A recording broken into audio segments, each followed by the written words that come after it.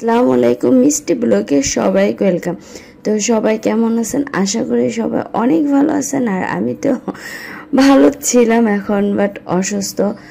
গরম ঠান্ডা যেহেতু পড়ছে, এর জন্য গলা টলা পুরো ঠান্ডা ভেঙে গেছে। আর অনেক দিন পরে ভিডিও নিয়ে চলে আসলাম। আর যাই হোক, ব্যস্ততার কারণে মানে কোনো ভিডিও ছাড়তে পারিনি, কাজ করতে পারিনি, অনেক ব্যস্ত ছিলাম। আর সব কিছু মিলে মন শরীর কোনোটাই ভালো ছিল না, তাই ভিডিও কোনো কাজকর্ম করা হয়নি। তো যাই হোক, এখন আল্লাহর রহমতে সব দিক দিয়ে ভালো আছে। এর জন্য এখন অনেক ভাবলাম যে একটু কাজকর্ম এখন করি। আর যাই হোক, এখানে হয়েছে পাঙ্গাস মাছ।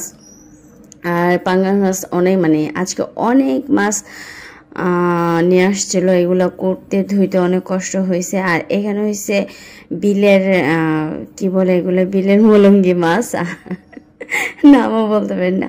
যাই বিলের মলঙ্গি মাছ। আর হয়েছে ওই যে মিরকা মাছ, আরও ছাটকা মাছ রাঁধছে। আর এই মলঙ্গি পুটি মিক্স করা এটাতে। আর আমার আজকে অনেক আম্মুর সাথে হেল্প করছি, আম্মুকে কাজ করে দিয়েছি এই ঠান্ডা নিয়ে। আর হয়েছে এই মিরকা মাছটা অনেক শখ করে কিনছি, যেহেতু মিরকা মাছ খাই না, তো আম্মু বলতেছিল সব মাছই খেতে হয়। খেয়ে দেখো, আমি আবার এক রুই ইলিশ ছাড়া আমার কোনো কিছু ভালো লাগে না তেমন। আর এখানে হয়েছে মাছগুলো পরিষ্কার করে নিলাম, আর এক হাতে ক্যামেরা ধরে আছি। আর এই তো পুঁটি মাছ, এগুলো হয়েছে পুঁটি। আর এই যে মিরকা মাছের এখানে ডিমটা অনেক বড় হয়েছে। তা বলে আম্মু বলতেছে মাছটা কিনে ঠকে গেলাম। আমি বলে কেন?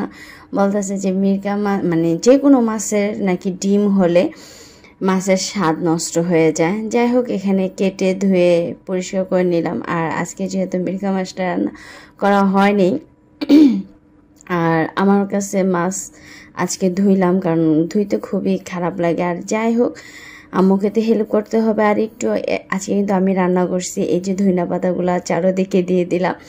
যাই হোক, আমার ভিডিওটা আজকে কেমন হলো সেটা অবশ্যই কমেন্টসে জানাই দেবেন। আর এটা হয়েছে গুঁড়া মাছ, এটা কিন্তু খুবই টেস্ট হয়েছে। তো আপনারা সবাই ভালো থাকবেন, সুস্থ থাকবেন, মিষ্টি ব্লগের পাশে থাকবেন। আল্লাহ হাফেজ, টাটা, বাই বাই।